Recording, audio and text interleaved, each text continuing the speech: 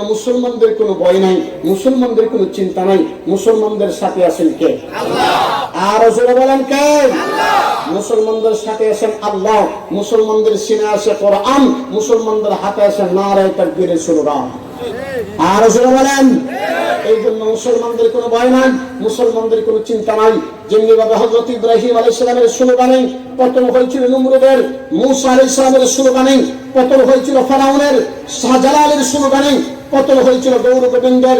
আবার যদি বাংলার তৌহিদি জনতা রাজপথে কোরআনের পক্ষে আল্লাহু আকবার নারে তাকবীরের স্লোগান তুলে খোদার কসম গোটা কয়েক নাস্তিক মুরতাদকে বাংলার জমিন থেকে বিতাড়িত করতে গিয়ে যদি রাজপথে আনতে হয়, রাজপথে নামব, রক্ত দিতে হবে, রক্ত দিব, জীবন দিতে হবে, জীবন দিব, জীবন দিতে কারা প্রস্তুত আল্লাহকে দেখা দেন।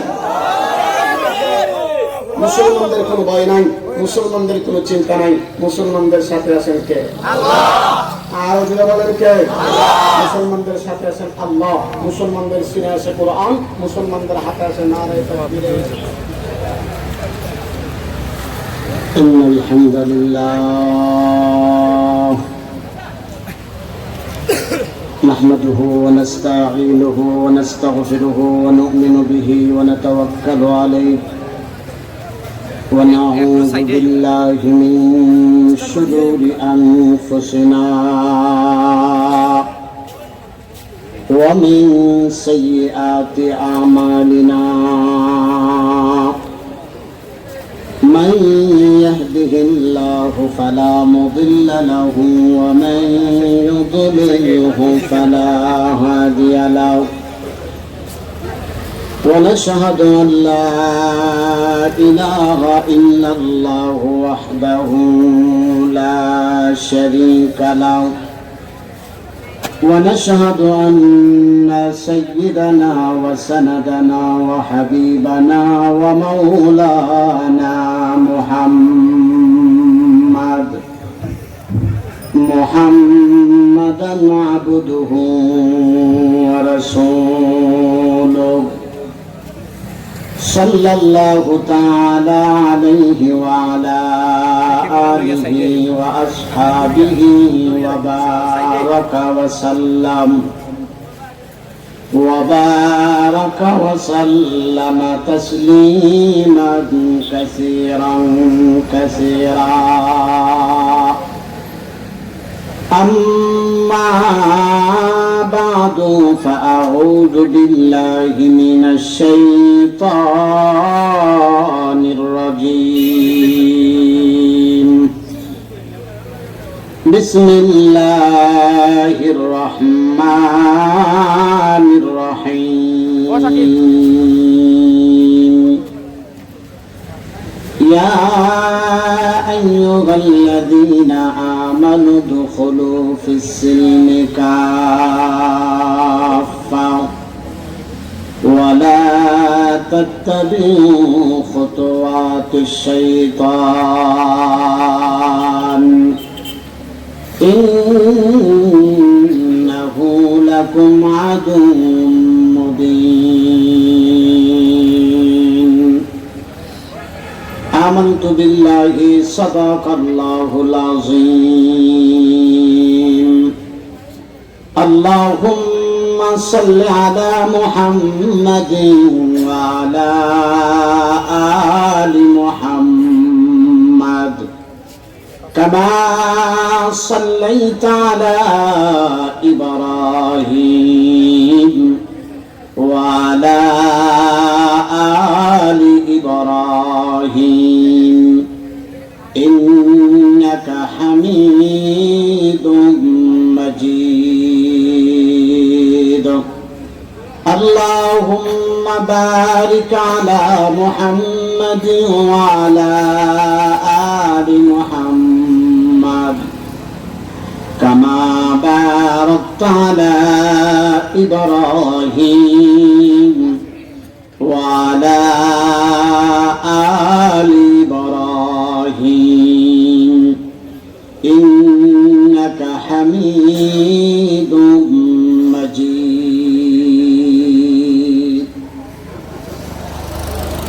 ঐতিহ্যবাহী দারাবহর 1 মাইল খাদিমুল কোরআন পরিষদ কর্তৃক আয়োজিত আজকের এই ইসলাম মহাসম্মেলনের বর্তমান অধিবেশনের আমার অত্যন্ত পরম শ্রদ্ধাভাজন সম্মানিত সভাপতি মুআজ্জজ মুকাররম হযরত বুজুর্গ উলামায়ে কেরাম, আমার সামনে বসা আমার বাবার বয়সী পিতৃতুল্য মুরব্বিয়ানে আযম, আগামী দিনের জাতির ভবিষ্যৎ, জাতির কান্ডারি, জাতির দিকপাল, জাতির রাহবর আমার নওজোয়ান যুবক ভাইরা, একেবারেই ছোট ছোট বেগুনা মাসুম কচিকাঁচা সোনামণিরা, মাইকের আওয়াজ যতদূর পর্যন্ত পৌঁছতেছেন আমার অত্যন্ত পরম শ্রদ্ধেয় কলিজার টুকরা মা ও বোন, আমরা সর্বপ্রথম ওই মহান মালিকের দরবারে কারিমাত শুকর আদায় করছি, যেই মহান মালিক আপনাকে আমাকে এতগুলি মানুষ থেকে যাচাই বাছাই করে আল্লাহ তাআলা তার কিছু প্রিয় খাঁটি বান্দাকে এখন পর্যন্ত জান্নাতি একটি বাগানে আসবার এবং বসবার তৌফিক প্রদান করেছেন।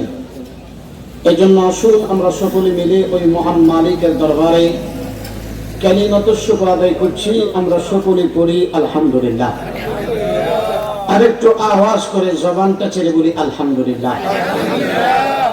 সম্মানিত সুধী, আমি আপনাদের কাছ থেকে সর্বপ্রথম একটু জানতে চাই, আজকের এই কোরআনের মাহফিলে আসতে পেরে বসতে পেরে আপনারা সকলে খুশি না বেজার?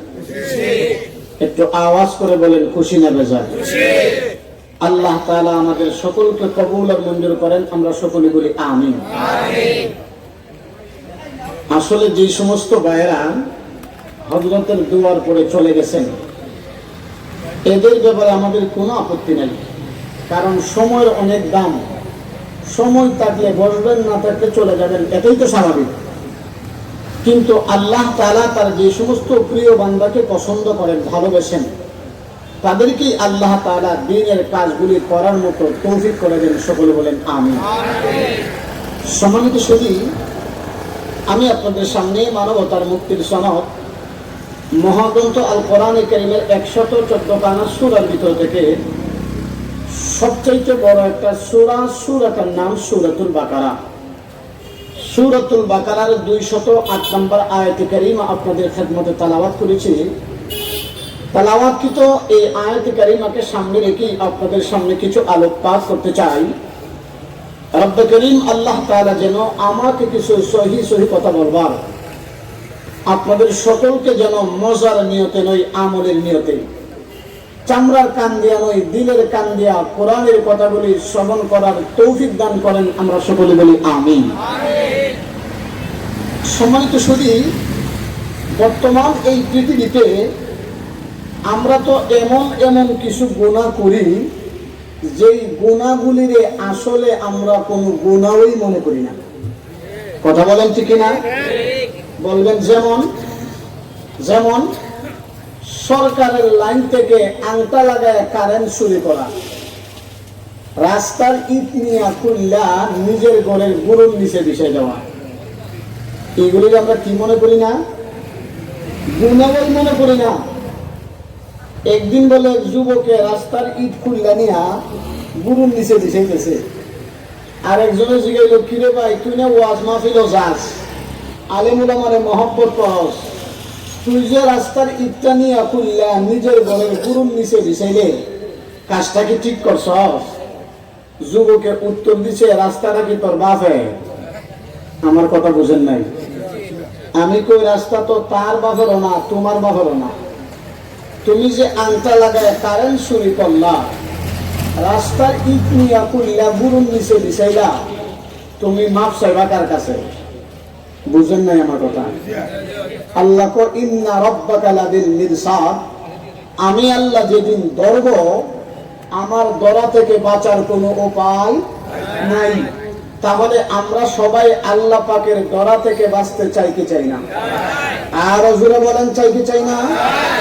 যদি চাই, আজকে আমরা এমন একটা ওয়াজ করব, ওয়াজটা এত দামি,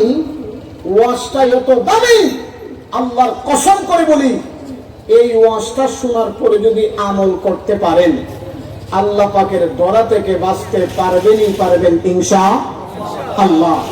তবে ওয়াজটা এখনই করব না, কারণ ওয়াজটা যেহেতু দামি, আরো কিছু মানুষ আসুক, এরপরে আমরা ওয়াজটা করবো ইনশাআল্লাহ। আপনারা সবাই মিলে আওয়াজ করে একসাথে বুঝে থাকলে বলেন, মূলত কোরআন কারীমের ভিতরে ওয়াজগুলি করেছেন কে? আর জোরে বলেন কে? আল্লাহ কোরআনে বলেন, ফাযাক্কির ইন্নামা আনতা মুযাক্কির। আল্লাহ বলেন, নবী আপনি ওয়াজ করেন, ইন্নামা আনতা মুযাক্কির, আপনি তো ওয়াজ করবেন। আমার নবীর চাইতে বড় বক্তা এই পৃথিবীতে কেউ আসেনি। আর জোরে, এ মুসলমান ভাইরা রে আমার, ওয়াজ করেছেন আমার নবী, ওয়াজটা গ্রহণ করেছেন হযরতে আলী, ওয়াজ করেছেন পৃথিবীর সবচাইতে শ্রেষ্ঠ শ্বশুর, ওয়াজটা গ্রহণ করেছেন পৃথিবীর সবচাইতে শ্রেষ্ঠ দামান। আমার নবী ডাক দিয়া কই, আলী রে, আজকে আমি তোমার গুরুত্বপূর্ণ 5টা ওয়াজ করবো, তুমি শুনবানি। আলী বলেন, নবী আপনি ওয়াজ করবেন, আমি শুনবো না, এটা হইতেই পারে না। কি ওয়াজ করবেন? করেন, আমি শুনতে চাই। এ মুসলমান ভাইরা আমার, গভীর মনোযোগ। আমার নবী আবার ডাক দিয়া কই, আলী রে, তোমার প্রতি আমার 1 নাম্বার ওয়াজ, তুমি আজকে থেকে প্রতি রাত্রে ঘুমাইবার আগে 4000 দিনার আল্লাহর রাস্তায় তুমি সদকা করে ঘুমাইবাও। হযরতে আলী বলেন, নবী কোনদিন আমার চুলায় আগুন জ্বলে, কোনদিন চুলায় আগুন জ্বলে ওই না, আমি কেমনে প্রতি রাত্রে 4000 দিনার সদকা করে ঘুমাবো?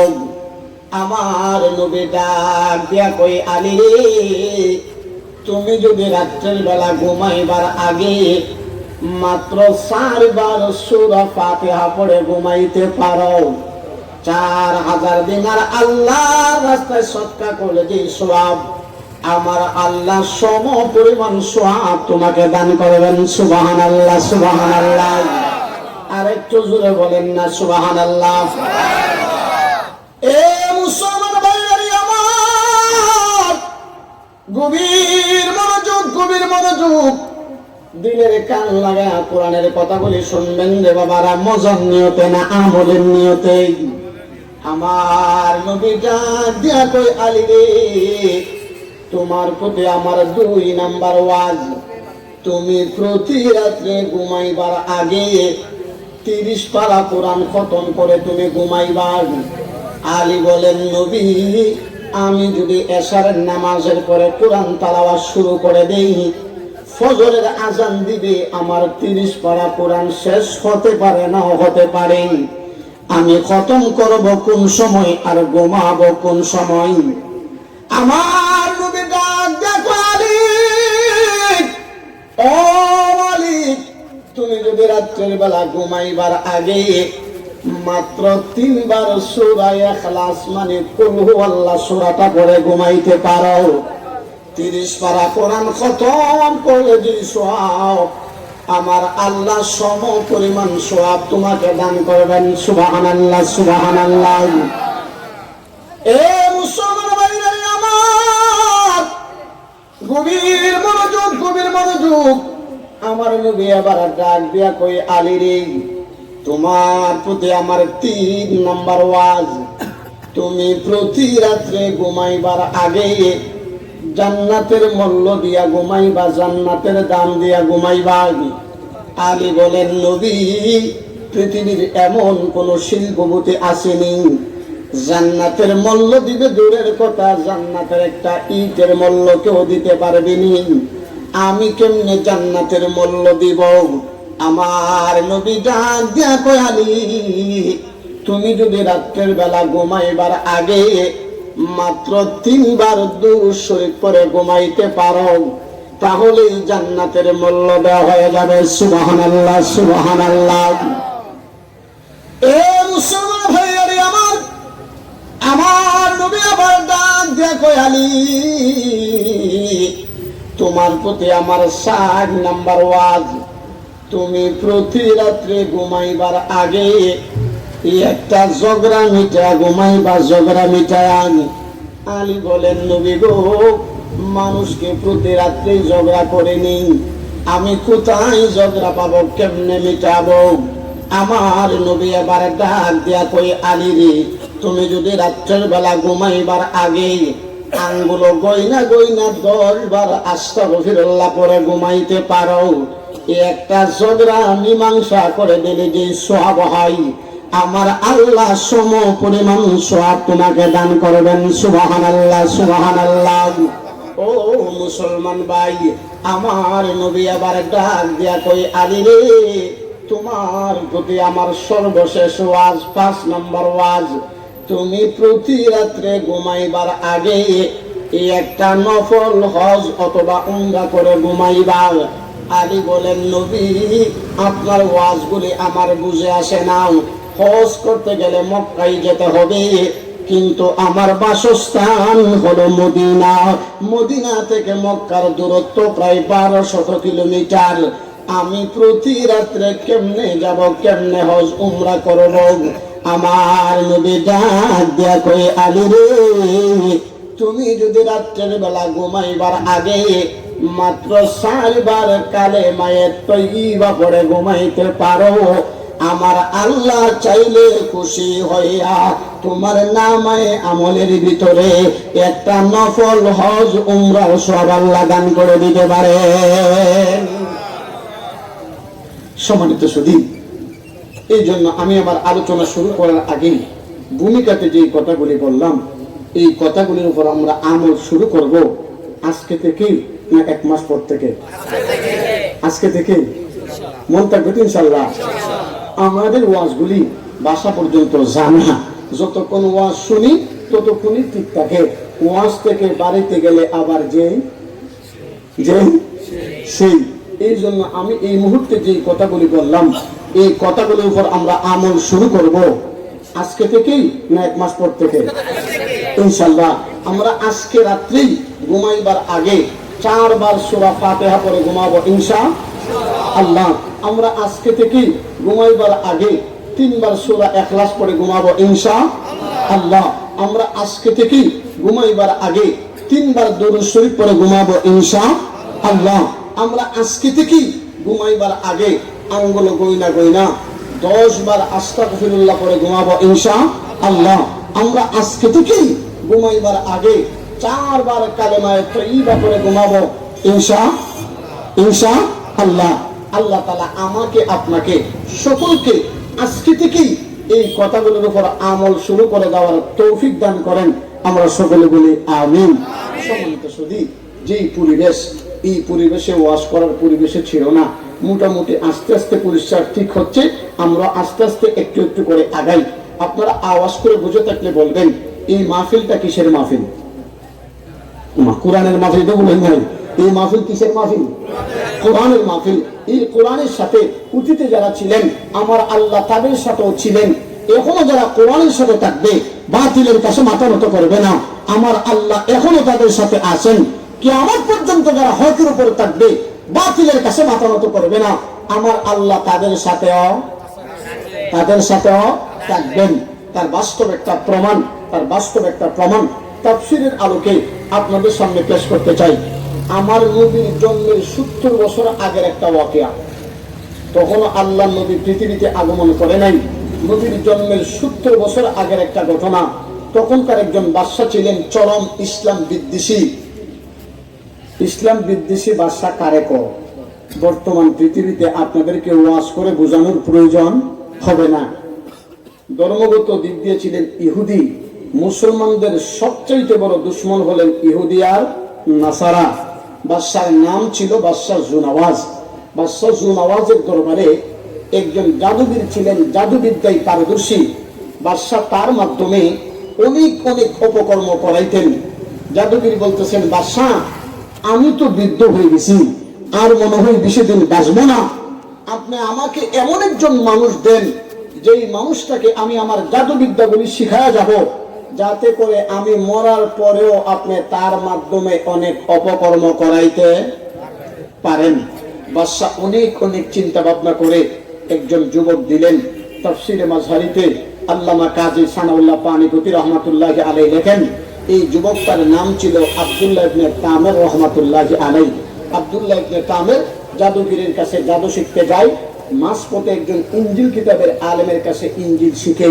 এক পর্যায়ে জাদুগিরের কাছে জাদু শিখাও শেষ, ইনজিল কিতাবের আলেমের কাছে ইনজিল শিখাও শেষ।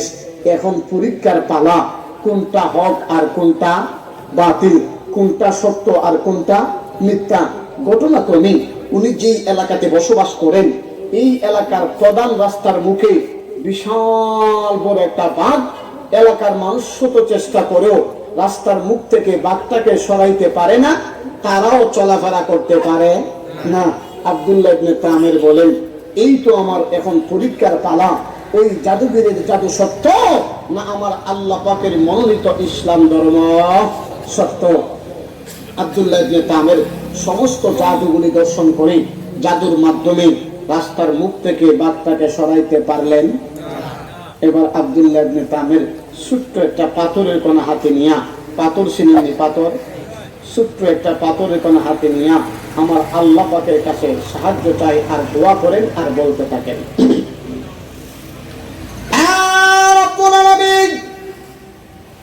আমি আমার সমস্ত জাদুগুলি দর্শন করে জাদুর মাধ্যমে রাস্তার মুখ থেকে বাঘটাকে সরাইতে পারলাম না। মালিক রে, ইনজিল যদি আপনার কিতাব হয়ে থাকে, ইসলাম যদি সত্য ধর্ম হয়ে থাকে, ছোট্ট একটা পাথরের কণা মারার সাথে সাথে যেন বাঘটা মারা যায়নি। মুসলমান ভাইরা আমার, হযরতে আব্দুল্লাহ ইবনে তামির রাহমাতুল্লাহি আলাইহি এবার বিসমিল্লাহ বলে যখন পাথরের কণাটা মারলেন, ছোট্ট একটা পাথরের কণা এত বড় বিশাল বাঘের শরীরে পড়ার সাথে সাথে বাঘটা মারা যায়। আর আস্তে কম মুসলমান ভাইরা আমার, ছোট্ট একটা পাথরের আঘাতে এত বড় বিশাল বাঘ কোনোদিন মরতে পারে না। তাহলে বোঝা গেল একটা পাথরের কোনো আঘাত নয়, একজন ইমানদার যুবকের ইমানের হাতের স্পিড। শুধু তাই না, শুধু তাই না, আল্লাহর নবী হযরতে মূসা আলাইহিস সালাম এক দিক থেকে শাসন করার জন্য একটা তাপ্পর দিয়েছিল, লোকটা তাপ্পর খাওয়ার সাথে সাথে মারা গেছে। বোঝা গেল একটা তাপ্পরের পাওয়ার না, পয়গম্বর আলাইহিস সালামের ইমানি হাতের ইমানি স্পিড। শুধু তাই না, শুধু তাই না, আমার নবী মায়ের নবী দাওয়াত ও তাবলীগের কাজে ঘর থেকে বের হয়ে গেলেন। নবীজি যাইতেছেন, কিছু দূর যাওয়ার পরে সাহাবায়ে কেরাম বলেন, ইয়া রাসূলুল্লাহ, ইয়া হাবিবাল্লাহ, আপনি আর সামনে যাবেন না। বলে, আমি কেন সামনে যাব না? বলে, সামনে কাফেরদের বহুত বড় একজন পালোয়ান, ইসলামের জঘন্যতম শত্রু, নাম তার রুকানা, সে আপনার কথা মানবে না, বরং আপনাকে উল্টা অপমান করার সম্ভাবনা আছে। আমার নবী আবার ডাক দিয়া কয়, এ সাহাবারা, আমার আল্লাহ দুনিয়ার কিছু কিছু মানুষের জন্য আমাকে নবী হিসাবে পাঠান নাই, আমি তো সমস্ত মাখলুকাতের জন্য রহমাতুল লিল আলামিন, আমি কেন তার কাছে যাব না? আল্লাহ নবী আবার রুকানার কাছে গিয়ে কালিমার দাওয়াত দেই। রুকানা কই, ও মুসলমানের নবী, আজকে আমি তোমার যেই সুযোগে পাইছিলাম, যদি তুমি আমার আত্মীয় না হইতা, আমি তোমাকে হত্যা করে ফেলতাম। আমার নবী ডাক দেয়া কই, রুকানা, আমি আল্লাহর পয়গম্বর, আমার হেফাজত করবে আল্লাহ, তুমি চাইলেই আমারে কিচ্ছু করতে পারবা না। রুকানা কই, ও মুসলমানের নবী, তাহলে আমি এখন একটু দেখতে চাই আমার ভগবানের শক্তি বেশি নাকি তোমার আল্লাহর শক্তি বেশি। আমি তোমার সাথে একটু লড়াই করতে চাই, কুস্তি করতে চাই। আমার নবী ডাক দিয়া কই, রুকানা, আমার আল্লাহ তো আমাকে লড়াই করার জন্য পাঠাই নাই, আমি কেন তোমার সাথে লড়াই করতে যাব? রুকানা কই, ও মুসলমানের নবী, না না, আমি দেখতে চাই আমার ভগবানের শক্তি বেশি নাকি তোমার আল্লাহর শক্তি বেশি। নবীজি আবার মনে মনে চিন্তা করলেন, এখন যদি আমি তার কথা রাজি না হয়, মনে মনে ভাববে আমার আল্লাহর মনে কোনো পাওয়ার নাই। নবীজি আবার তার কথা রাজি হয়ে গেলেন। রুকানা কই, ও মুসলমানের নবী, তাহলে আগে আক্রমণ করবে কে?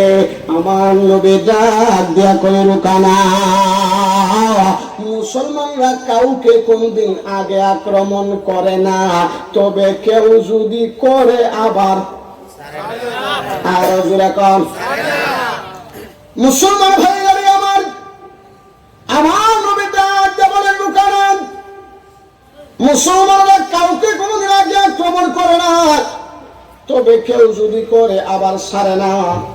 এটাই হলো ইসলাম ধর্মের শিক্ষা। বিদায় আগে আমি আক্রমণ করতে পারি না, তোমাকে আগে আক্রমণ করতে হবে। বলে ঠিক আছে, তাই হবে, প্রস্তুত হয়ে যাও। আল্লাহ নবী রেডি হয়ে গেলেন, রুকানা রেডি। নবী আবার ডাক দিয়া বলেন, রুকানা তুমি কি প্রস্তুত? বলে হ্যাঁ আমি প্রস্তুত। আল্লাহ নবী আবার ডান হাত মুবারক বাড়াইয়া দিয়ে বলতেছেন, রুকানা, যদি তোমার শক্তিটাকে, আমার হাতটাকে ইঞ্চি পরিমাণ নিচে নামাও অথবা উপরে তুলো।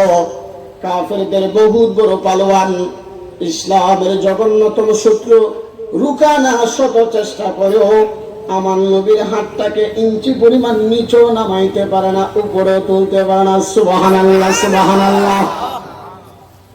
এ মুসলমান ভাইরা আমার, রুকানা আবার ডাক দিয়ে বলে, মুসলমানদের নবী, আমার মনে হয় আমার ভগবানগুলি আমার প্রতি অসন্তুষ্ট, আমার একটা বার সুযোগ দাও, আমি আমার ভগবানের কাছে দোয়া নিয়ে আসি। নবীজি মনে মনে চিন্তা করলেন, এখন যদি আমি তার সুযোগ না দেওয়া হয়, মনে মনে ভাববে ভগবান অসন্তুষ্ট ছিল, এই জন্য পারে নাই। নবীজি সুযোগ দিলেন, ভগবানের কাছে দোয়া নিয়ে আসলেন। আমার নবী ডাক দিয়া কই, রুকানা তোমার কি দোয়া নেওয়া শেষ? হ্যাঁ বলে শেষ। আল্লাহ নবী আবার ডাক দিয়া কই, রুকানা, আগে দিয়েছিলাম হাত, এখন দিলাম শাহাদাত আঙ্গুল। রুকানা রে, যদি তোমার শক্তি থাকে, আমার আঙ্গুলটারে তুমি ইঞ্চি পরিমাণ নিচে নামাও অথবা উপরে তোলাও। মুসলমান ভাইরা রে আমার, কাফেরদের বহুত বড় পালোয়ান, ইসলামের জঘন্যতম শত্রু, শত চেষ্টা করেও আমার নবীর আঙ্গুলটাকে ইঞ্চি পরিমাণ নিচেও নামাইতে পারে না, উপরেও তুলতে পারে না। সুবহানাল্লাহ, সুবহানাল্লাহ। এ মুসলমান ভাইরা রে আমার, আমার নবী আবার ডাক দিয়া কই, রুকানা, নিয়ম অনুযায়ী তো এখন আমার পালা। রুকানা কই, ও মুসলমানের নবী, নিয়ম অনুযায়ী তো আপনার পালা, তবে আপনার কাছে আমার একটা দরখাস্ত, নবীজি, আপনি কিন্তু আমার জোরে মারবেন না। বুঝ হয়ে গেছে, জোরে মারলে আড্ডি একটাও থাকতো না। এবার নবীজি রুকানার হাতের মধ্যে ধরে রুকানাকে একটা তুলা দিলেন, তুলা দিয়ে একটা স্বর্ণে গুরন্তি দিলেন। রুকানা টুঙ্গি সিলিং ফ্যানের মতো ঘুরতে শুরু করে দিলেন। নবীজি হাতটা ছেড়ে দিলেন, ফুটবলের মতো জমিনে পড়ে গেল। জমিন থেকে উঠে আর চিৎকার করে বলতে শুরু করে দিলেন, ও মুসলমানের নবী, আমার আর বুঝতে বাকি নাই, আপনার শরীরে যেই শক্তি, এটা আপনার ব্যক্তিগত কোনো শক্তি না, অবশ্যই অবশ্যই আল্লাহর পক্ষ থেকে অলৌকিক শক্তি। নবী এতক্ষণ পর্যন্ত যা করছি, ভুল করছি, অন্যায় করছি, আর ভুল করতে চায় না। সাথে সাথে রুকানা আমার নবীর হাতে হাত রেখে কালিমা পড়ে মুসলমান হয়ে যায়। বুখারী শরীফের হাদিস, আল্লাহ নবী ফরমান, আল্লাহ পাক আমার চেহারা হাতের ভিতরে এই পরিমাণ অ্যাকশন দিয়েছেন, যদি কোনো মানুষ একবার আমার চেহারা দিকে তাকাইতো, 1 মাস পর্যন্ত তার অ্যাকশন থাকতো। সুবহানাল্লাহ। হযরত আব্দুল্লাহ ইবনে তামের ছোট্ট একটা পাথর দ্বারা ঢিল দিয়া ইটা বাইরা মাগ মারছে, আপনাদের মনে আছে? সমস্ত শহরের ভিতরে সুনাম সুখ্যাতি আমরা শত চেষ্টা করেও রাস্তার মুখ থেকে বাচ্চাকে সরাইতে পারলাম না। আর আব্দুল্লাহ ইবনে তামের ছোট্ট একটা পাথর দ্বারা দিল মারা বাদ মারছে, এটা সাধারণ কোনো মানুষ না। বাদশাহ জুনাওয়াজের পার্লামেন্টের একজন সদস্য, উনি ছিলেন জন্মগতভাবে অন্ধ। উনি বলতেছেন আব্দুল্লাহ ইবনে তামের যেহেতু ছোট্ট একটা পাথর দ্বারা ইদা দিয়া বাদ মারছে, আমার বিশ্বাস সে চাইলে আমার অন্ধ চোখটাও ভালো করে দিতে পারবে। বাদশাহ জুনাওয়াজের পার্লামেন্টের সদস্য আব্দুল্লাহ ইবনে তামের কাছে গিয়ে বলতেছেন, ও আব্দুল্লাহ ইবনে তামের, সমস্ত শহরের ভিতরে তোমার সুনাম সুখ্যাতি, শুধুমাত্র তোমার গুণকীর্তন, তুমি ছোট্ট একটা পাথর দ্বারা দিল মাইরা বাদ মারছো, এলাকার সব মানুষ চেষ্টা করে বাচ্চাকে সরাইতে পারলো না, তুমি সাধারণ কোনো মানুষ না। আমার বিশ্বাস তুমি চাইলে আমার অন্ধ চোখটাও ভালো করে দিতে পারো। আব্দুল্লাহ ইবনে তামের বলেন, অন্ধ চোখ ভালো করার ক্ষমতা আমার না। সন্তান দেওয়ার মালিককে? বাবা শাহজালাল, শাহগরাম, মাঝবান্ডারি, দহনবাবি, সবকিছুর মালিককে? আব্দুল্লাহ ইবনে তামের বলেন, অন্ধ চোখ ভালো করার ক্ষমতা আমার নাই, তবে হ্যাঁ আমি এইটুকু বলতে পারি, আমি যে খুদার কালেমা পড়ে মুসলমান হয়েছি, তুমিও যদি সেই খুদার কালেমা পড়ে মুসলমান হয়ে যাও আর দুইজন মিলে যদি আল্লাহর কাছে দোয়া করি, হইতে পারে আমার আল্লাহ তোমার অন্ধ চোখটা ভালো করে দিতেও পারে। এই ক্ষমতা আমার মালিকের আছে না নাই? সাথে সাথে বাদশাহ জুনাওয়াজের পার্লামেন্টের সদস্য কালিমা পড়ে মুসলমান হইলেন। দুইজন মিলে হাত তুলে আল্লাহর কাছে দোয়া করেন, ও রব্বুল আলামিন, তোমার একজন নব মুসলিম বান্দারে নিয়ে আমি তোমার শাহী দরবারে দুই কানা ভিক্ষার হাত বাড়াইলাম। বিশ্বনবীর হাদিস থেকে জানলাম, একটা সন্তান মার গর্ভ থেকে জন্মগ্রহণ করার পরে যেমন নিষ্পাপ, কোন কাফের কালিমা পড়ে মুসলমান হওয়ার সাথে সাথে তেমন নিষ্পাপ। আল্লাহ, আমি একজন নব মুসলিম নিষ্পাপ মানুষকে নিয়ে তোমার দরবারে হাত বাড়াইলাম। মালিক রে, তুমি কি চাইলে পারো না তার অন্ধ চোখটাকে ভালো করে দিতে? এমন ভাবে যখন কান্নাকাটি করে দোয়া করতে শুরু করে দিলেন, তাফসীরে মাযহারিতে আল্লামা কাজী সানাউল্লাহ পানিপতি রাহমাতুল্লাহি আলাইহি লেখেন, এই দুইটা মানুষ মোনাজাতের ভিতরে থাকা অবস্থায় আমার আল্লাহ ওই অন্ধ ব্যক্তির চোখটাকে ভালো করে দিয়েছেন। সুনাম কমছে না বাড়ছে? সকালবেলা অন্ধ মন্ত্রী যখন সংসদ ভবনে গিয়ে ঢুকছে, বাদশাহ কও, কিরে তুই না অন্ধ আসলে, কানা আসলে, ভালো হইলে কেমনে?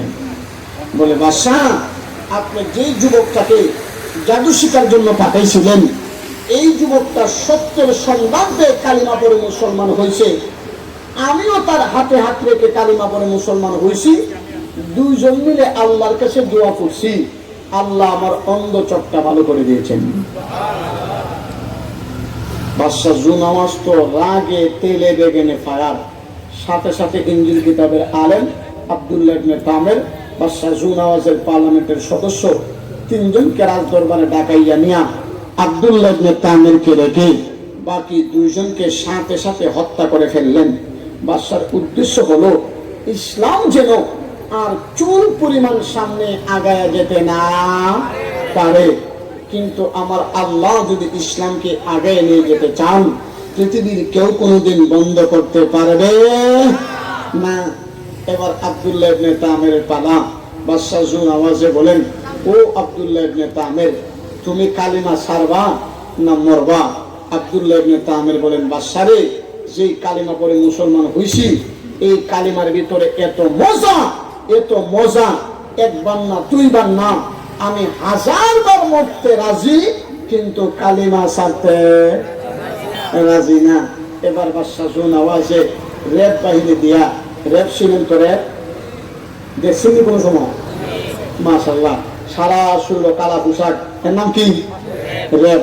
বাদশাহ জুনাওয়াজে রেপ বাহিনীর কমান্ডারকে বলতেছেন, ও রেপ কমান্ডার, আব্দুল্লাহ ইবনে তামের হাত পা বাঁধিয়া একটা পাহাড়ের উপরে নিয়ে তুলবা, তোলার পরে ধাক্কা দিয়ে ফেলে দিও না, বলবা এখনো সময় আছে, যদি তুমি কালিমা ছাড়ো তাহলে বাঁচবা, আর কালিমা না ছাড়লে পাহাড়ের উপর থেকে ধাক্কা দিব, নিচে পড়ে তুমি এখানেই শেষ।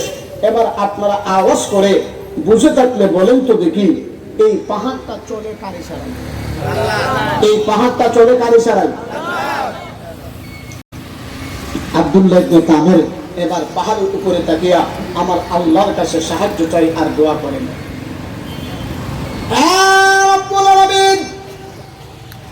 জমিনের মালিক যেমন আপনি আল্লাহ, পাহাড়ের মালিক তো আপনি আল্লাহ।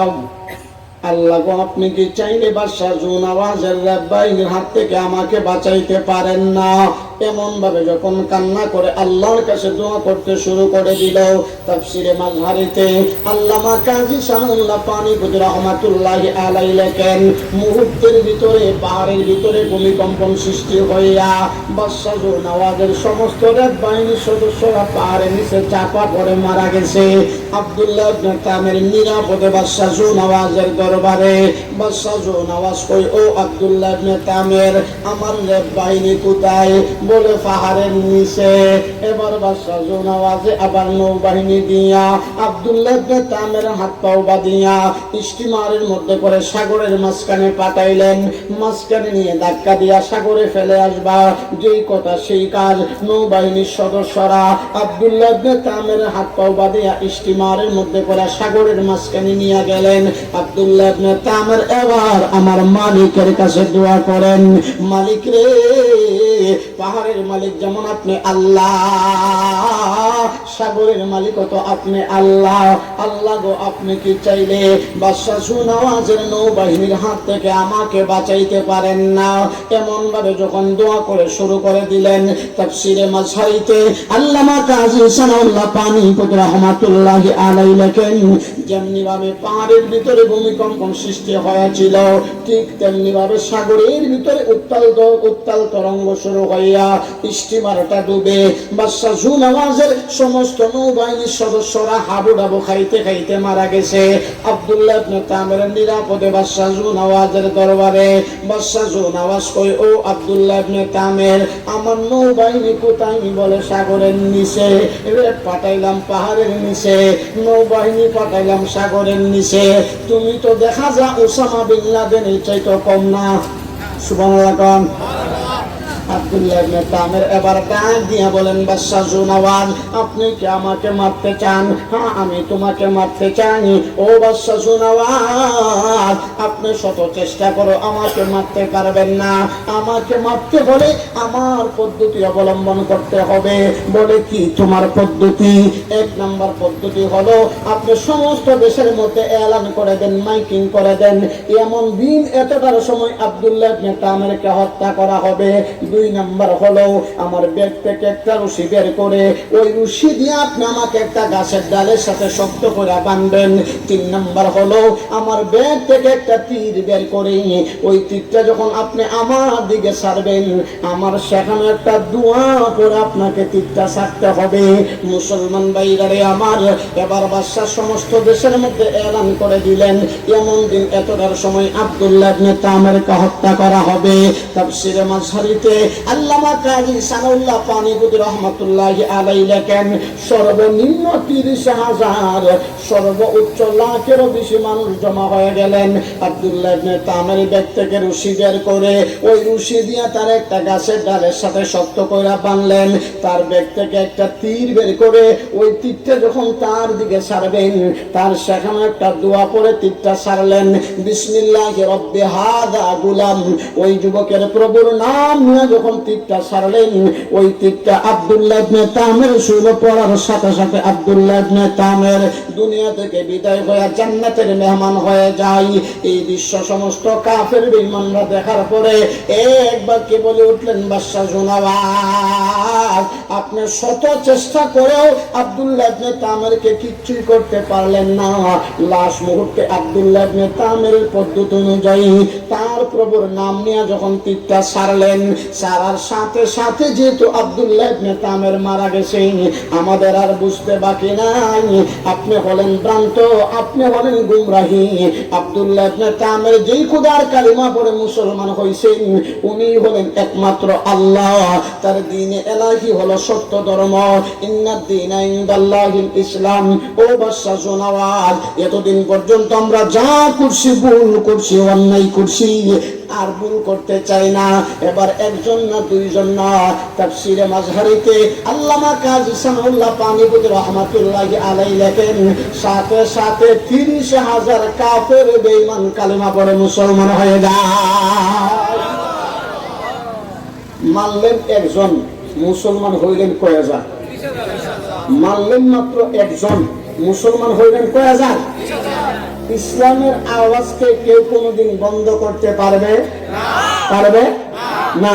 এই জন্য মুসলমানদের কোনো ভয় নাই, মুসলমানদের কোনো চিন্তা নাই। মুসলমানদের সাথে আছেন কে? আর জোরে বলেন কে? মুসলমানদের সাথে আছেন আল্লাহ। মুসলমানদের সিনায় আছে কোরআন।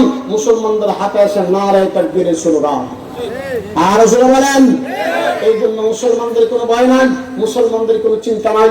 যেমনি ভাবে হযরত ইব্রাহিম আলাইহিস সালামের স্লোগানে পতন হয়েছিল নমরুদের, মূসা আলাইহিস সালামের স্লোগানে পতন হয়েছিল ফেরাউনের, শাহজালালের স্লোগানে পতন হয়েছিল গৌর গোবিন্দের। আবার যদি বাংলার তৌহিদি জনতার রাজপথে নেমে কোরআনের পক্ষে আল্লাহু আকবার নারায়ে তাকবীরের স্লোগান তুলে খোদার কসম গোটা কয়েক নাস্তিক মুরতাদকে বাংলার জমিন থেকে বিতাড়িত করতে গিয়ে যদি রাজপথে নামতে হয়, রাজপথে নামব, রক্ত দিতে হলে রক্ত দিব, জীবন দিতে হলে জীবন দিব, জীবন দিতে কারা প্রস্তুত আল্লাহকে দেখা দেন। মুসলমানদের কোনো ভয় নাই, মুসলমানদের কোনো চিন্তা নাই। মুসলমানদের সাথে আছেন কে? আল্লাহ। আর যারা বলেন কে? আল্লাহ। মুসলমানদের সাথে আছেন আল্লাহ। মুসলমানদের সিনায় আছে কোরআন। মুসলমানদের হাতে আছে নারায়ে তাকবীরের স্লোগান। সম্মানিত সুধী, আমি কিন্তু বলেছিলাম সময় কিন্তু বেশি নাই। আমি কিন্তু বলেছিলাম আজকে এমন একটা ওয়াজ করব, আসলে ওয়াজের পরিবেশটা একটু উল্টাপাল্টা হয়ে গেছে, কিন্তু যাই হোক আবার আপনারা আসছেন, মাঠ ভরে গেছে। এই জন্য আমি প্রথমে কিন্তু বলছিলাম আজকে এমন একটা ওয়াজ করব যে ওয়াজটা এত দামি, এত দামি, আল্লাহর কসম করে বলি ওয়াজটা করতে আমার সময় লাগবে 5 মিনিট, কিন্তু ওয়াজটা এত দামি, ওয়াজটা এত দামি। এই ওয়াজটা শোনার পরে যদি আপনার আমার জীবনে আমরা গঠন করতে পারি, আপনার আমার জীবনটাকে এইভাবে চালাইতে পারি, দুনিয়ার প্রত্যেকটা গায়ে গায়ে আমরা সম্মানী হব, মরার পরে হাসতে হাসতে জান্নাতে চলে যাব। ওয়াজটা করবো তো ইনশাআল্লাহ? সবাই রেডি? সবাই রেডি? মাশাআল্লাহ। ওয়াজটা হইল আমাদের মাযহাবের ইমাম, ইমামে আজম ইমামে আবু হানিফা রাহমাতুল্লাহি আলাইহি। নাম শুনছেন? বাড়ি কইগুলা বন্ধ সিঙ্গাল সে। আচ্ছা, আমাদের মাযহাবের ইমাম ইমামে আজম ইমামে আবু হানিফা রাহমাতুল্লাহি আলাইহি একদিন তার সন্তানকে উসিয়ত করেন। উসিয়ত বুঝিন? উসিয়ত সন্তান, আমি 5 লক্ষ হাদিস থেকে, কয় লক্ষ? 4টি কথা না, আমি 5 লক্ষ হাদিস থেকে যাচাই বাছাই করতে করতে করতে করতে মাত্র তোমার জন্য 5টা হাদিস আমি ঠিক করছি, নির্বাচিত করেছি। এই 5টা হাদিসকে সামনে রেখে যদি তুমি চলতে পারো, দুনিয়ার প্রত্যেকটা গাতে গাতে তুমি সম্মানী হইবা, মরার পরে তুমি হাসতে হাসতে জান্নাতে চলে যাবা। 1 নম্বর হাদিস, ইন্নামাল আমালু বিন্নিয়াত। সন্তান, তুমি তোমার নিয়তটাকে ঠিক করে ফেলো। নিয়ত ঠিক, আর সবাই বলে নিয়ত ঠিক, সব ঠিক। নিয়ত ভেজাল, সব লাগাই ভেজাল। এই জন্য আল্লাহ তাআলা আমাকে আপনাকে সকলকে নিয়ত সহি করে আল্লাহর গোলামি করার তৌফিক দান করেন। সবাই বলেন আমিন। ব্যাখ্যা দেওয়ার টাইম নেই। 2 নম্বর হাদিস, নিজের জন্য যা পছন্দ করো অপরের জন্য তা পছন্দ করো। আমরা তো নিজের জন্য দেশি মুরুখ আর কাজের লোক রাখলে আলুর ভর্তা, কাঁচা মরিচ আর ভানিবাদ। তোমার কথা বলেন ঠিক না? এই জন্য 2 নম্বর হাদিস, নিজের জন্য যা পছন্দ করো অপরের জন্য তা পছন্দ করো। 3 নম্বর হাদিস, সমস্ত সন্দেহযুক্ত জিনিস থেকে বাইচা থাকার চেষ্টা করো। সন্দেহযুক্ত জিনিস কারে কো? ছোট্ট 2টা উদাহরণ না দিলে বুঝবেন না। আপনি গেছেন ঢাকা দক্ষিণ বাজার অথবা গোলাপগঞ্জ বাজার, সকালবেলা টমেটো কিনবেন, কি কিনবেন? টমেটো চিনেননি? ওই যে আমরা টেঙ্গা খাই। আচ্ছা, দিয়া বললেন 1 কেজি টমেটো দেন।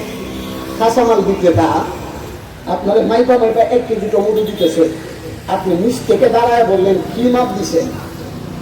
16 আনা দিন। এই কথা বলে আরেকটা টমেটো আপনি নিজের হাতে হাত লাগায়া পাল্লায় দিয়ে দিলেন।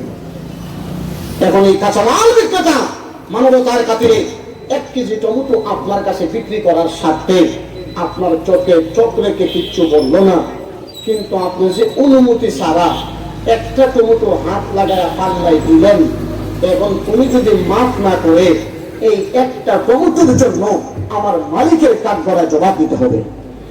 আরো জোরে বলেন। আরো সহজ করে বুঝাইলে বুঝবেন।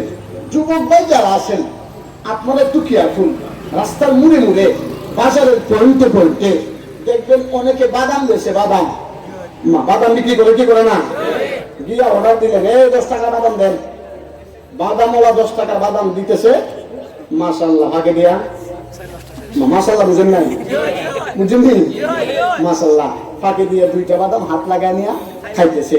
এখন এই বাদাম বিক্রেতা মানবতার খাতিরে 10 টাকার বাদাম আপনার কাছে বিক্রি করার স্বার্থে আপনার চোখে চোখ রেখে কিচ্ছু বলল না, কিন্তু আপনি যে 10 টাকার বাহিরে অনুমতি ছাড়া মাত্র 2টা বাদাম, মাত্র 60টা বাদাম হাত লাগায় নিয়ে খাইলেন, এখন উনি যদি মাফ না করে, রে ভাই এই 2টা বাদামের জন্য আমার মালিকের কাঠগড়ায় জবাব দিতে হবে। আর জোরে বলেন। এই জন্য 3 নম্বর হাদিস, সমস্ত সন্দেহযুক্ত জিনিস থেকে বাইচা থাকার চেষ্টা করো। 4 নম্বর হাদিস, অনর্থক অযথা বেহুদা বাজে কথাবার্তা থেকে এই জবানটারে হেফাজত করো। বর্তমান আমাদের বাংলাদেশে বাজে কথাবার্তা বলার একটা ফ্যাক্টরির নাম সার দোকান। কে দোকান? চার দোকান। মাশাআল্লাহ, 1 কাপ চা খাইতে সময় লাগে সর্বোচ্চ 2 থেকে 3 মিনিট। যদি চার দোকানে টেলিভিশন থাকে তো আর কোনো কথাই নাই। শুধু একটা শেষ 1 ঘন্টা লাগাইবো, কমপক্ষে 100 বাজে কথা কইব। এই জন্য 4 নম্বর হাদিস হলো অনর্থক অযথা বেহুদা বাজে কথাবার্তা থেকে জবানটারে হেফাজত করা। কেন করবেন? আল্লাহ কোরআনে বলেন, মা ইয়ালফিজু মিন কাউলিন ইল্লা লাদাইহি রাকিবুন আতীদ। মানুষের জবান থেকে যে কথাটা বের হইতে দেরি কিরামান কাতিবিনা ইয়ালামুনা মা তাফআলুন। 2 কাঁধে 2 ফেরেশতা আছে না নাই?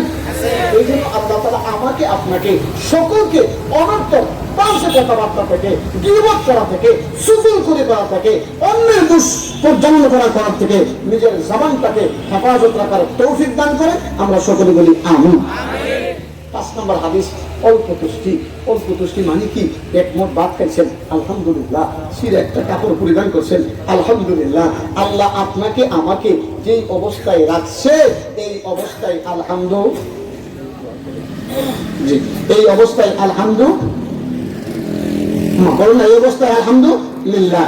এই 5টা হাদিসকে সামনে রেখে যদি আমরা চলতে পারি, দুনিয়ার প্রত্যেকটা ঘাটে ঘাটে আমরা সম্মানী, মরার পরে আমরা হাসতে হাসতে জান্নাতে।